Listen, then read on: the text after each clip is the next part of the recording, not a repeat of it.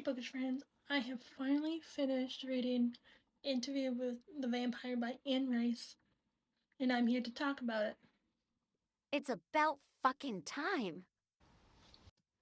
Now, I don't know what category I would put this in. I think it's more of a classic novel, if I'm being quite honest, because it doesn't really fall upon fantasy or horror or anything like that, because it's none of those things. So, I enjoyed it. I gave it 4 stars. I was told, or should I say, Rosa told by Amber to read this book because it is one of her favorites, and I can see why it is one of her favorite books. The reasons why I liked it is the fact that I like how it focuses on Louis and how he is trying to cope with being turned into a vampire.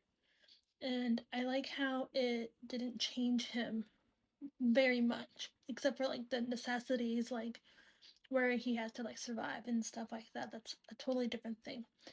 But you can see him trying to fight good and evil while still trying to keep his humanity still intact as a vampire. And it's just a very wonderful story. I actually really enjoyed it, like I said. And I've never read anything like this before. Normally, this is not my go to type of books or genres per se, but I'm really good that I was told to read it. Yes, it took me a little while to read, and like I said, it's not something I'm used to reading, and there's times where I had to like go back, and then I also had to restart the book because I was also reading another book with it, and my focus went to the other book, so I had to like restart the whole book. I think technically, Amber, it took me a week because I restarted it.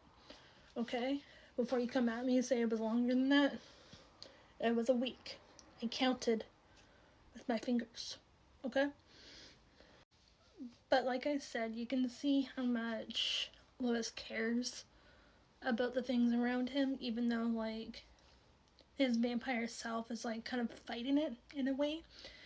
And I like how there's a certain character there called Lestat, and he's like a love hate relationship. Like you love him at a moment, and then at some point you hate him, and it's just like a back and forth thing.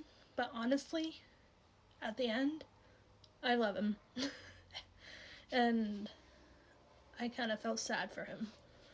So apparently, there's a novel that talks with Lestat's point of view.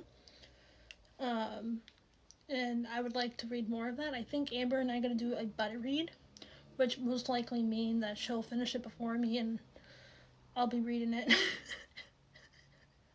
and trying to finish it with her. Let's be real.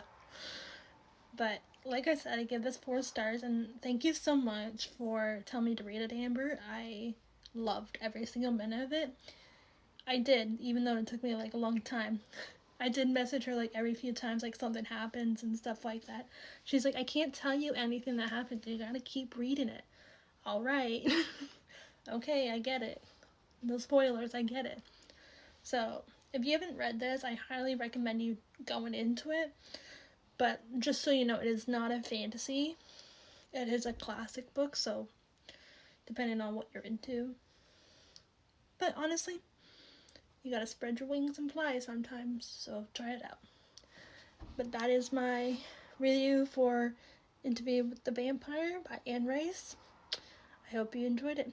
Sorry, it took a long time, Amber. Okay? Bye.